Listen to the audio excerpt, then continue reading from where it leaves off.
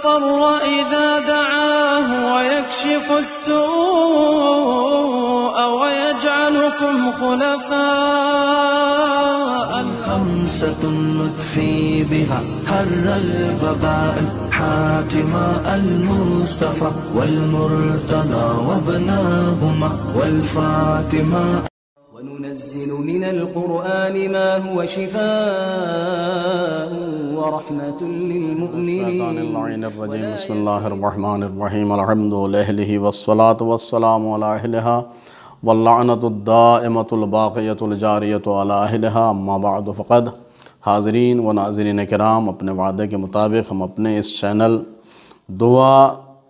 دوا اور شفا پر آپ کی خدمت میں ایک بہترین حل بارگاہ عصمت و طہارت یعنی ائمہ کرام علیہم الصلاۃ والسلام سے لے کر حاضر ہوئے ہیں. انشاءاللہ ضرور اس سے آپ استفادہ کیجیے اور اپنی مشکلات کو حل کیجیے.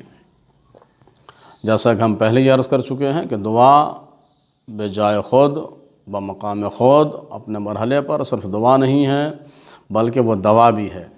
تو اسی لیے یہ پیشکش جو ہے وہ ہر مشکل سے متعلق ہے. کسی بھی طرح کی مشکل ہو، زندگی میں مشکلات بہت ہیں اور مشکلات کی قسمیں بھی بہت ہیں. تو وہ چاہے کوئی بیماری ہو یا کوئی روزگار کا سلسلہ ہو یا کوئی سروس کا، بزنس کا، تجارت کا، وہ جو بھی کوئی مشکل، ایک پریشانی والی، ایک بے قراری کی کیفیت جو پیدا کر رہی ہے انسان کو، اس کے لیے بشرطے کہ وہ جائز ہو اور مشروع ہو، ناجائز نہ ہو اور غیر مشروع نہ ہو، حرام کام نہ ہو کہ اس کے لیے آپ یہ جائز کام کرنے بیٹھ جائیں تو اس کا الٹا اثر ہوگا. بہرکیف ایک بہت عظیم کتاب ہے ہماری فصول مہمہ.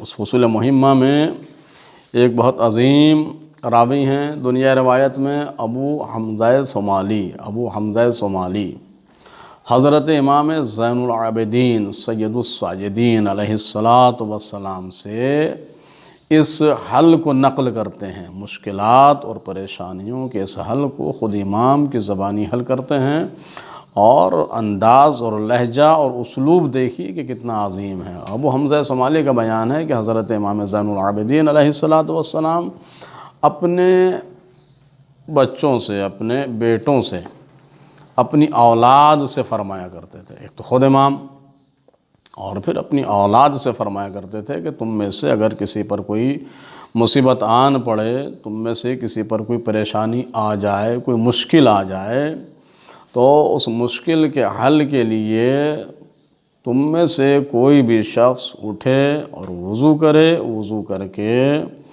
4 رکعت نماز ادا کرے.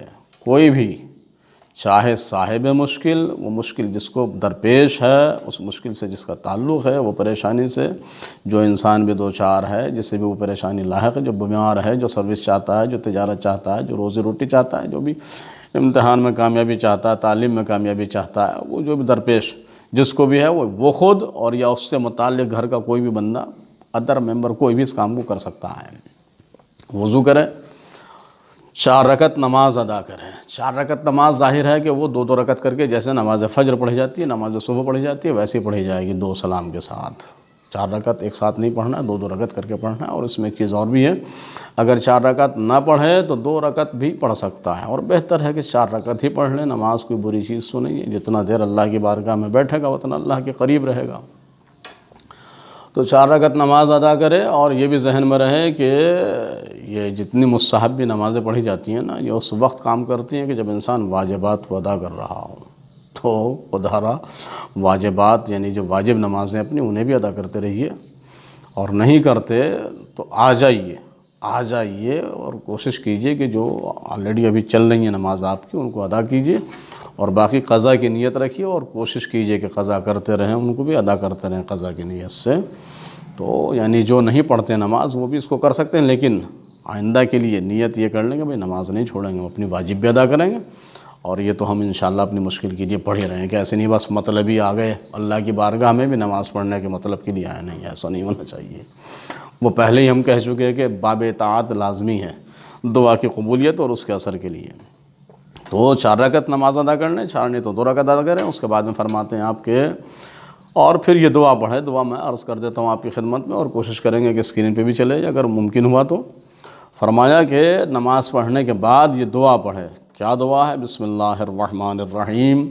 یا موضع کل شکوہ، یا سامع کل نجوہ، یا شافع کل بلوہ، ویا عالم کل خفیہ، ویا کاشف ما یشاء، ویا کاشف ما یشاء من بلیہ، یا مجتبی یا موسیٰ، یا مصطفی یا محمد صلی اللہ علیہ وآلہ وسلم، یا متخذ ابراہیم خلیلہ، ادعوک دعاء من اشتدت فاقتہ وضعفت قوتہ وقلت حیلتہ، دعاء الغریق الغریب الفقیر الذی لا یجد فیکشف ما ہوا فیہ الا انت یا ارحم الراحمین، لا الہ الا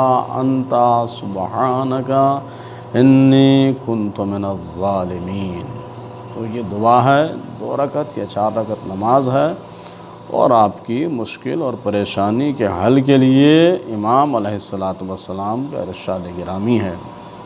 امام سجاد، امام زین العابدین علیہ السلام کا پیش کیا ہوا یہ حل ہے. اسے اپنے استفادے میں لائیے، اپنے عمل میں لائیے، اور اپنی پریشانیوں کو اور اپنی مشکلات کو دور کیجیے، راحت اور آرام پائیے، اللہ کے قریب آئیے، اہل بیت علیہم السلام کے قریب آئیے، تو انشاءاللہ ضرور آپ ایک بہترین، راحت بھری اور کامیاب زندگی گزارنے کے اہل ہو سکیں گے. فقط والسلام، وآخر دعوانا ان الحمد للہ رب العالمین. اللہم صل علی محمد وآل محمد